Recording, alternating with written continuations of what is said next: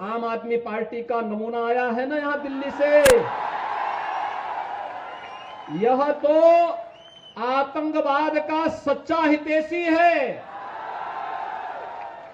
अयोध्या में राम मंदिर का विरोध करता है और जब भारत की सेना पाकिस्तान के अंदर जाकर के सर्जिकल स्ट्राइक करती है तब भारत के सैनिकों से कहता, बहादुर जवानों से कहता, इसका प्रमाण क्या है? बहादुर जवानों से प्रमाण मांगा जाता है। पाकिस्तान चिल्ला रहा है कि हमारी कमर तोड़ दी है भारत के जवानों ने, लेकिन आम आदमी पार्टी को इसका भी प्रमाण चाहिए होता है। भाइयों बहनों, आतंकवाद और भ्रष्टाचार इनके जीन्स का हिस्सा है। इसलिए जो भ्रष्टाचारी हैं, आतंकवाद समर्थक हैं, भ्रष्टाचार और आतंकवाद जिनके जीन्स का हिस्सा हो, उसको वोट देकर के हम अपने वोट को कलंकित कतई न करें, कतई न करें। कांग्रेस सरदार साहब को कभी सम्मान नहीं दी। जब सोमनाथ मंदिर के पुनरुद्धार का कार्य सरदार साहब करना चाहते थे तब कांग्रेस ने विरोध किया था, पंडित जवाहरलाल नेहरू ने विरोध किया था। कांग्रेस मुस्लिम वोट बैंक की खातिर कभी भी आपकी आस्था को सम्मान नहीं देना चाहती थी और इसीलिए कांग्रेस नहीं चाहती थी कि भगवान सोमनाथ के मंदिर का पुनरुद्धार हो, लेकिन सरदार साहब की दृढ़ इच्छा शक्ति, उन्होंने यहीं पर समुद्र के किनारे खड़े होकर के उन्होंने यहां पर संकल्प लिया था कि किसी कालखंड में अगर किसी विदेशी आक्रांता ने हमारे किसी आस्था के स्थल को तोड़ करके वहां पर हमारी आस्था को आहत किया है, स्वतंत्र भारत गुलामी के इन चिन्हों को स्वीकार नहीं करेगा और भगवान सोमनाथ के भव्य मंदिर के निर्माण कार्य को आगे बढ़ाया था।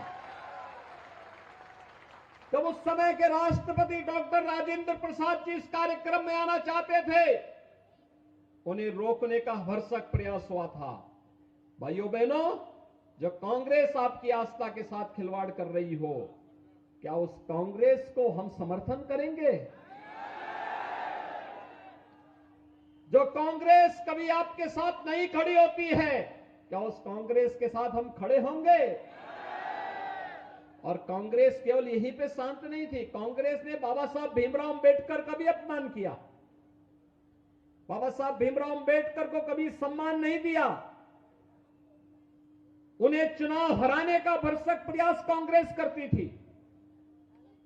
बाबा साहब भीमराव अंबेडकर से जुड़े हुए 5 प्रमुख स्थलों को पंच तीर्थ के रूप में विकसित प्रधानमंत्री मोदी जी ने किया है। भगवान सोमनाथ का यह धाम आज जिस भव्यता को प्राप्त कर रहा है, आप सबके सामने है। प्रधानमंत्री मोदी जी के मार्गदर्शन में, उनके नेतृत्व में भारत के विरासत का सम्मान हो रहा है।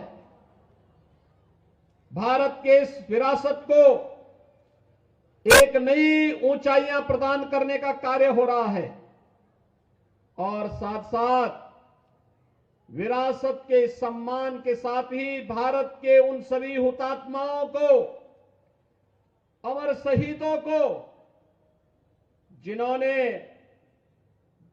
देश की आजादी के लिए अपना सर्वस्व न्यौछावर किया था, उनके प्रति भी पूरे भारतवासी कृतज्ञता ज्ञापित कर रहे हैं।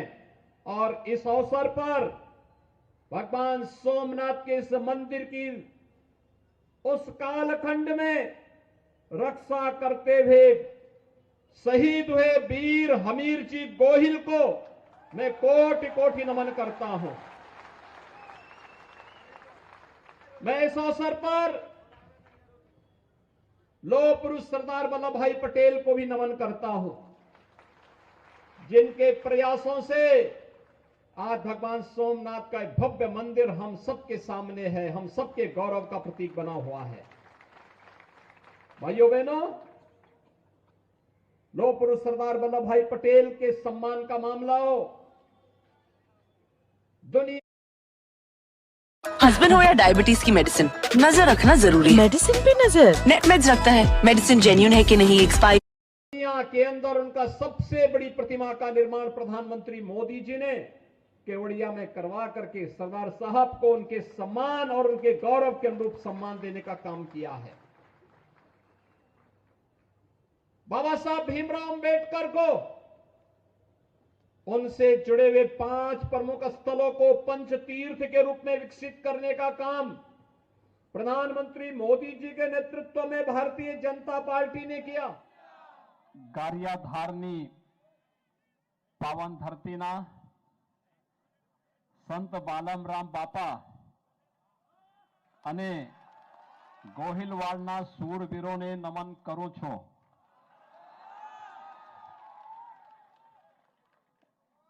ગારિયાધાર भारतीय जनता पार्टी के लोकप्रिय प्रत्याशी श्री केशुभाई नाकरानी जी, गुजरात प्रदेश उपाध्यक्ष महेंद्र सिंह जी, संत स्वामी धनसुख बापू जी, स्वामी हरजीवन दास जी, प्रफुल्ल भाई, केतन भाई, आते भाई और भारी संख्या में गरियाधार विधानसभा क्षेत्र से जुड़े हुए सभी उपस्थित भाइयों बहनों, पूज्य संतों और शूरवीरों की इस धरती को नमन करते हुए मैं आप सबका अभिनंदन करता हूं।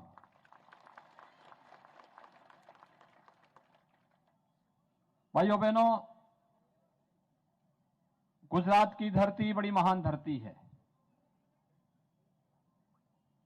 उत्तर प्रदेश में जन्मे भगवान कृष्ण कन्हैया